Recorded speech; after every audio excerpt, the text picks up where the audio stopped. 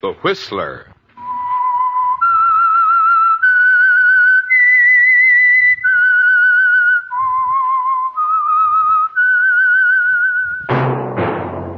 That whistle is your signal, the Whistler.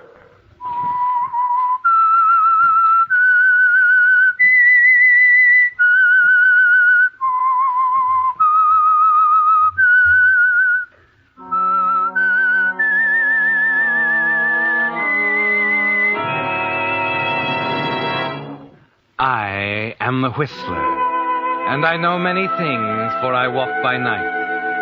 I know many strange tales hidden in the hearts of men and women who have stepped into the shadows. Yes, I know the nameless terrors of which they dare not speak. And now the Whistler's strange story. Decision.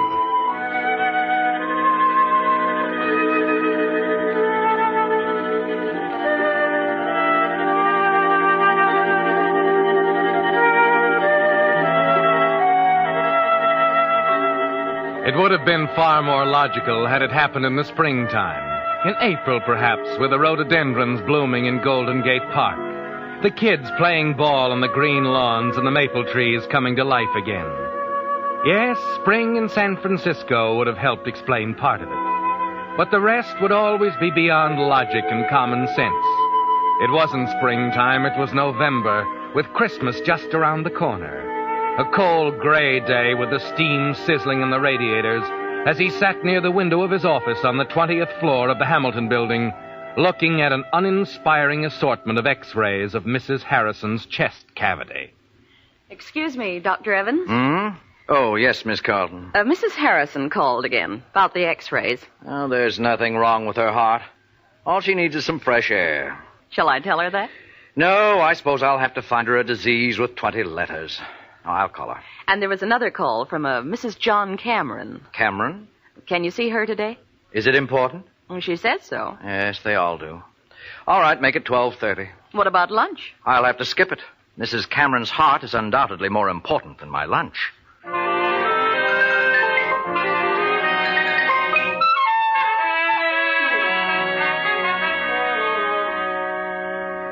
And you noted it down in the book simply, 12:30, Mrs. John Cameron. Later, when you had a chance to think, you decided if it hadn't happened so suddenly, it might not have happened at all. Perhaps that was part of it, Paul. The suddenness, the way it threw you off balance. But more than that, it was a black-haired girl with blue eyes standing by the window when you looked up from your X-rays a half hour later. You remember exactly how she looked. The turquoise dress with a gold belt and clip, the smart little felt hat accenting her dark hair, making you realize in a split second what was wrong with all the girls you ever knew. She must have come in while you sat at the film illuminator looking at negatives and making notes. Evident mitral insufficiency, minor valvular lesions. You're Dr. Evans? Oh, right. I'll be with you in a moment. Request detailed cardiograph immediately. There we are. I'll just get rid of this stuff. Please sit down. Now, what can I do for... Hello, Doctor. I'm Carol Cameron. Carol Cameron? The nurse said you were rather concerned about yourself. Oh, no, it's not about myself. It's about my husband. Oh, I see. John Cameron, perhaps you've heard of him? Stocks and bonds, isn't it? Yes, a few too many for his own good, I'm afraid. Oh? He's been under a terrible strain recently, and night before last he had a rather severe attack. His heart? Yes. Dr. Miles, our family physician, suggested that I see you about it. I see. Well, tell me, where is your husband now? At home, in bed. Mm-hmm. Didn't Dr. Miles recommend a hospital? Well, John's awfully unreasonable. He wouldn't hear of it. He insisted that he'd be up and around in a day or two. Well, that is unreasonable. You'll see him, Dr. Evans? Yes, of course. I'll be glad to. Do what I can.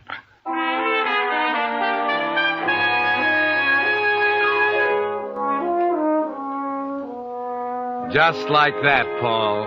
A minute or so and she's gone. You look up, you see her, and 30 seconds later, she could ask if you'd mind going to the North Pole for her, and you'd tell her you'd be glad to.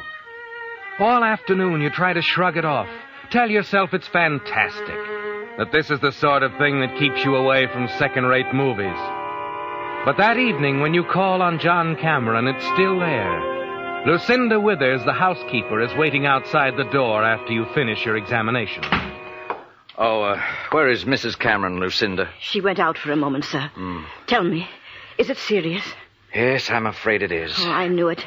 I could see it coming on. He's like a son to me, Doctor. I've been with the family for 20 years now.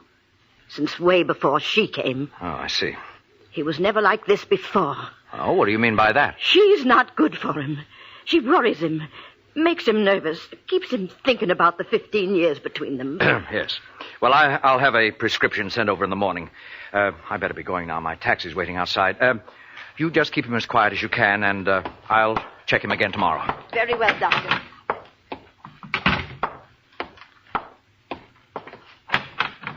Oh, Dr. Evans. Oh, Just a minute. I wondered what happened to you. I was just about to go. I left instructions with the housekeeper. How is he? Angina pectoris. It's quite serious, I'm afraid. Oh. He hasn't been taking very good care of himself. He's got to now. I see. Well, must you go right away? Yes, I'm afraid I'd better. My taxi's waiting. Well, I thought it was waiting. Doesn't seem to be there now. That's odd. I told him to wait. I didn't even pay him. I'd be glad to take you. Can't understand. The car's right down at the curb. Oh, no. I couldn't. It'll only take a minute to call another cab. No, it's really no trouble. All right. I'll get my coat.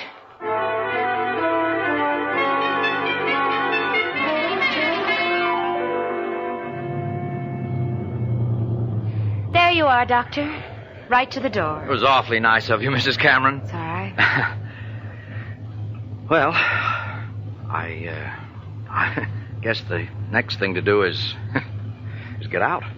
Just a minute. I want to tell you I lied about the taxi. What? I told him to go. Why? Because I wanted to take you home. Why, I'm very flattered. That's all. I just wanted to tell you. It's happened to you too, hasn't it? Oh, yes. Look, there's a friend of mine, a Dr. Andrews. He's an awfully good heart man. I'm sure he'll take the case. Please don't do that. What else can I do? It's only going to make it worse. I know, but you just can't throw away what's happened to us, can you? It'd be wrong to... It'd be wrong to do anything else, Carol. Is that what we're here for? To spend our lives looking for something that isn't there and then to suddenly find it? Throw it away? Oh, please, Carol. Well, shall we forget it? I'll be around tomorrow with the prescription.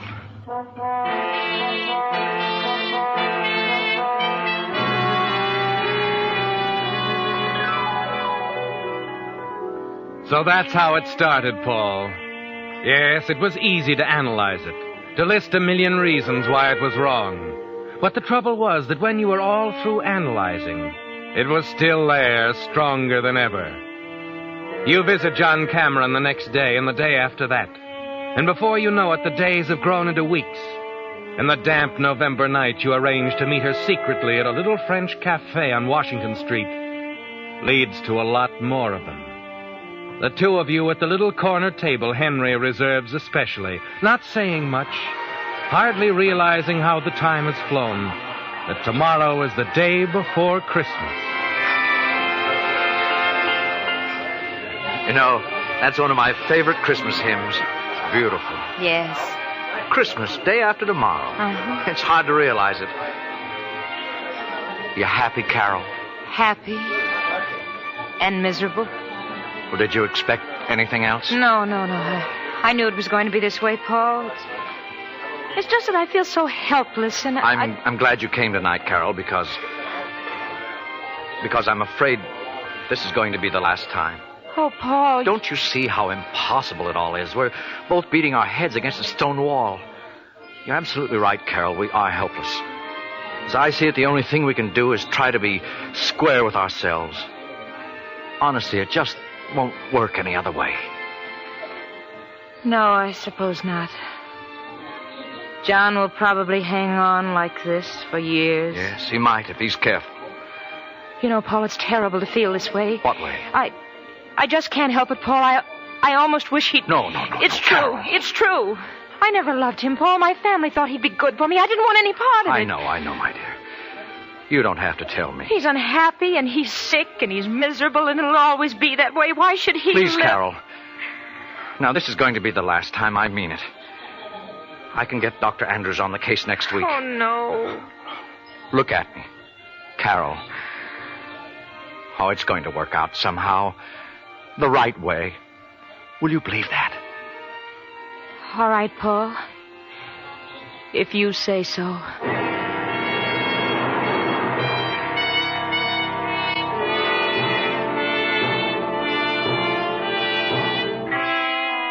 Yes, Paul, it was the only thing to do.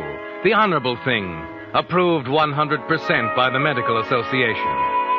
But it doesn't help you sleep that night. And it doesn't help the next day when you make your regular call on John Cameron. Examine him, find him the same, leave his prescription bottle with Carol and go. Yes, it had to end, Paul. Because you were both beginning to think the thing that Carol almost said at the restaurant. That you both wished John would die. And then at 10 o'clock that night...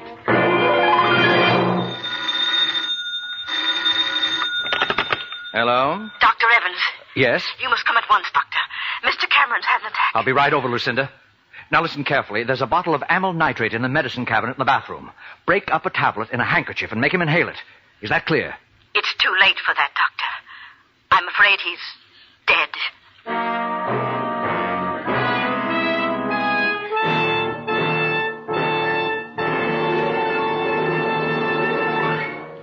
With the prologue of Decision, another strange story by The Whistler.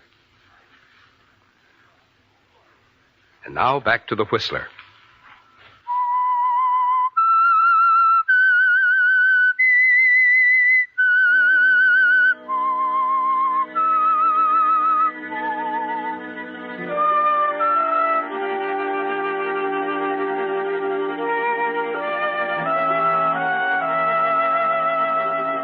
So it finally happened, Paul. John Cameron is dead. But it hasn't affected you as you thought it would. There was something so sudden about it. It happened so soon after you and Carol had decided to call it off. After she'd almost said what you'd both been thinking. Yes, there's something wrong with it. It just feels wrong. That's why after you've examined him, you turn to Lucinda. Lucinda, Yes, Doctor. you were here when it happened. Yes. Mrs. Cameron had given him his medicine and gone to bed. I heard him call. Yes. What happened then? He'd been violently sick. Said his throat was burning. Throat was burnt. Why, you must be mistaken. No, sir. And he was all doubled up with cramps. You're wrong. You must be. It's the truth, sir. Did you give him anything? No. It was my night out, and I'd only just come I in see. when... Excuse me a minute.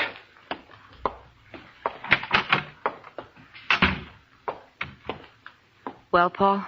Don't go in there. There's nothing you can do now. I know. Well, it's over. Oh, Carol. Don't say anything, Paul. I don't want to talk about it or think about it anymore, ever. We've got to think about it. I know. You don't have to tell me. He was all right this morning, just as well as could be expected. All right, Carol. What happens now? I won't say any more. But you know what's ahead, I guess. Of course. I'll be all right. It's just... You better go to bed. You need some rest. I'll take care of everything.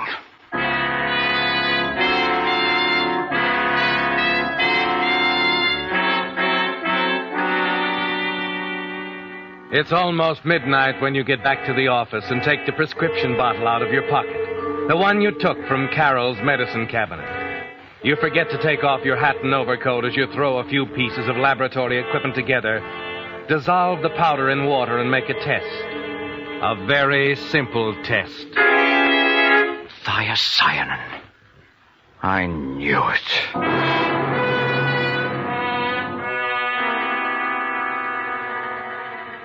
Poison. Well, Paul, it's quite a decision, isn't it? You look down at the blank death certificate on your desk until the letters burn into your brain, and you can see them when you close your eyes. It's the most important decision you'll ever have to make, Paul.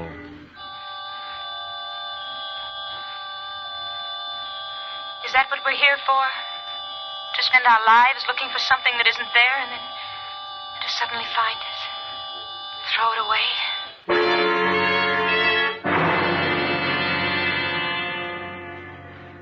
2:00, 3, 4.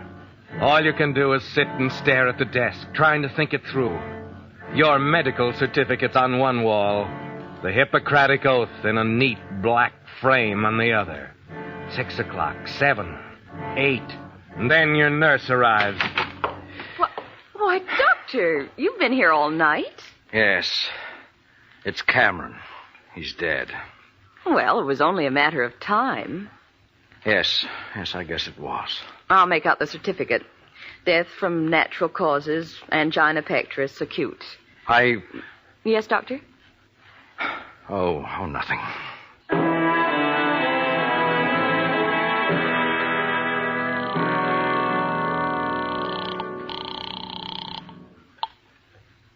Hello? Carol, Yes, Paul. I've just filled out the death certificate. Heart disease? Yes. Do you think they'll investigate? Got to be careful, awfully careful. I will. Poison isn't easy to cover up, Carol. They'll find it in a second if they ever get suspicious. Now, listen. I'll send the certificate over this morning. If nobody gets curious during the next week, I think we'll be safe. All right, Paul. But we mustn't be seen together under any circumstances. I don't want you even to telephone me if you can possibly help it. Okay? Okay. Well, that's all then. Good luck, darling.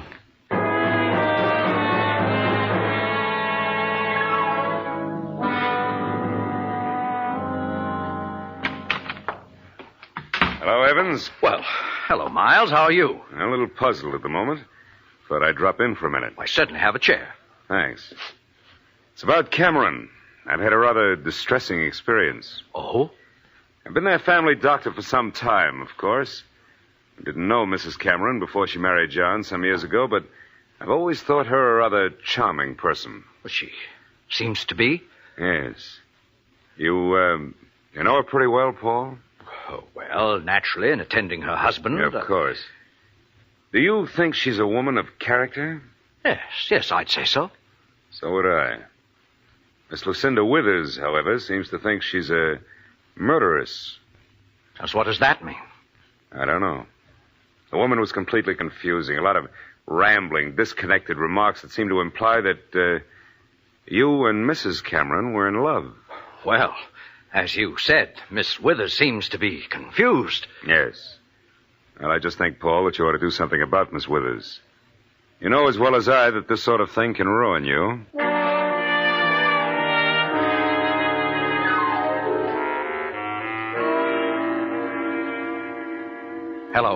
Hello, Carol.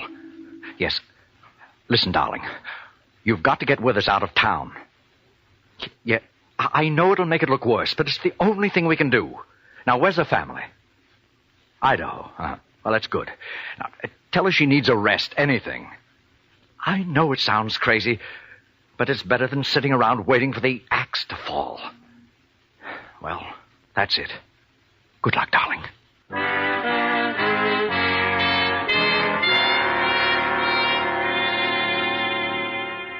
You're walking on thin ice, Paul. You can almost hear it cracking under your feet, and it seems to be getting thinner. The funeral on Thursday, then Friday, Saturday, and Lucinda's still in town. Carol was right. It only made it worse to try and get her to leave. You're just waiting now. It's only a matter of time. And then, bright and early, Monday morning... Hello, Doctor. I'm Willard Stevens. How do you do? I'm afraid I'm John Cameron's cousin. Flew out from New York. I see. I have a rather delicate problem on my hands. I hope you'll understand. I'll try to. About John's death. I had a letter from him indicating he planned to make certain changes in his will. It arrived just a day or two before he died. Does that suggest anything to you? No, I'm afraid it doesn't. You naturally ascribed his death to his heart condition. Yes, naturally. I realize it would be embarrassing for me to contest your diagnosis. I'm hoping you'll work with me and... In what? I had a talk with Miss Withers the night I arrived. She's a meddlesome old fool. Oh? How did you know? Dr. Miles told me. Does that answer your question? It answers that question. I assume you have others. Indeed, I have. And I'm afraid, Doctor, there's only one way to answer them. What's that? An exhumation and an autopsy.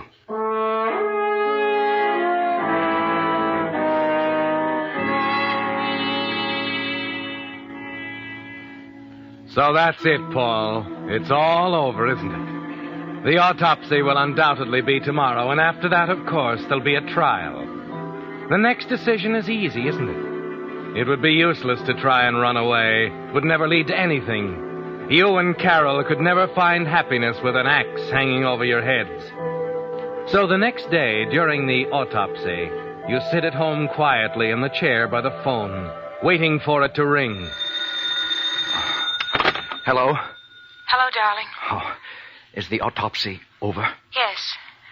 Yes, they're waiting downstairs to take me to the coroner's office for the report now. Listen to me. Paul, would you do me a favor? Anything, Carol. Will you leave? Now? Leave? What do you mean? Look, if it's going to happen, there's no reason for it happening to both of us. That's about the most ridiculous thing you ever said. Oh, Paul, please listen No, to go me. with them, Carol. I'll be down there in an hour. But it's... Carol, there's only one thing in the world right now. And when that's gone, I don't want to be here anymore. I hoped you'd say that. You keep your chin up, darling. I'll see you in an hour.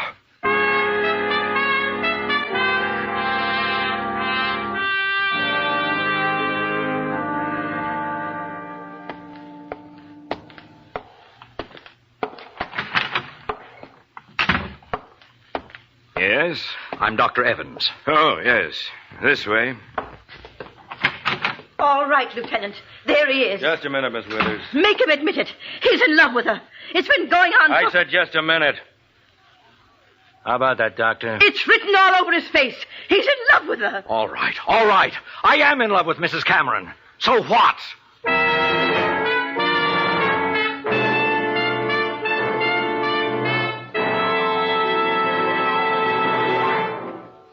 The Whistler will return in just a moment with a strange ending to tonight's story. And now back to the Whistler.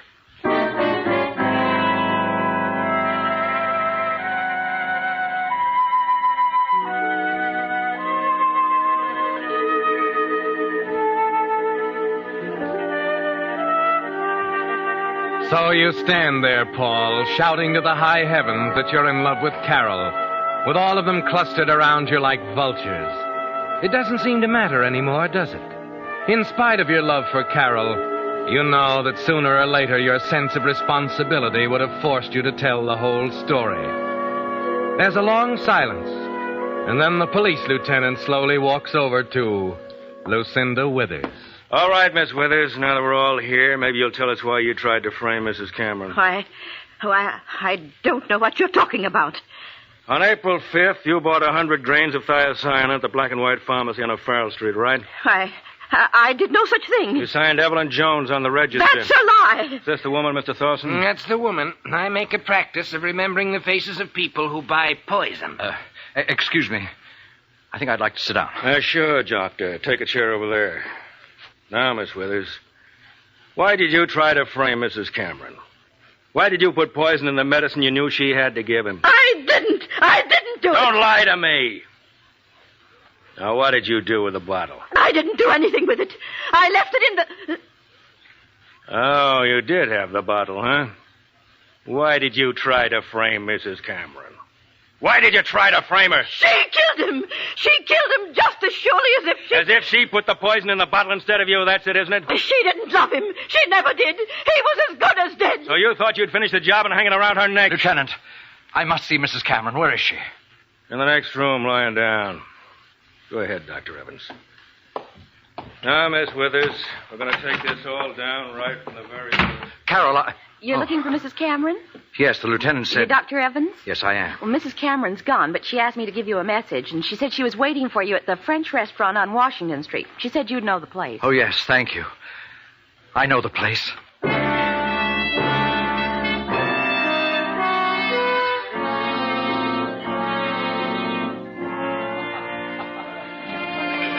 Carol. Oh, Paul. Carol. Oh, please sit down, Paul. Here it is, the same table, as before. And we said it would never happen again. Yes, the nerve of us, saying what will and won't happen. We were fools, Paul. I was the fool, thinking all the time that you'd killed him. I know, but you had every reason when I think how I acted after it happened, but I thought it was you. You gave me his prescription that morning, and an hour after I gave it to him, he was dead. We were both wrong. It was Lucinda who killed him. She thinks she did. They say they'll have a better case against her if they let her confess it first before they tell her. Tell her what? Paul, when you brought the new prescription that morning, the old bottle was still half full. And that's the one she put the poison in. What? That's the way it happened, Paul. You see, darling, I used the new bottle the night he died. That's why I was so sure you did it. The prescription was perfectly all right. There was nothing... Of course it was. And I was so sure he was poisoned. Those symptoms... Lucinda was lying, Paul, about the burning in his throat and the cramps. Don't you see? Then the autopsy was okay. There was no murder. No, there was no murder, Paul. You see, darling, your diagnosis was correct. John died of natural causes, just as you said on the certificate.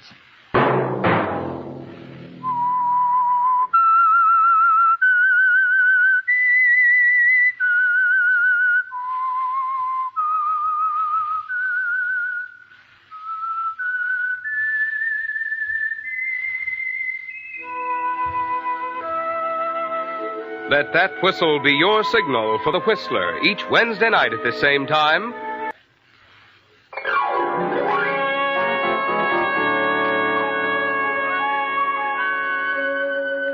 Featured in tonight's story were Kathy Lewis and Joseph Kearns. The Whistler was produced by George W. Allen, with story by Harold M. Swanton, music by Wilbur Hatch. This is Marvin Miller speaking. This is CBS, the Columbia Broadcasting System.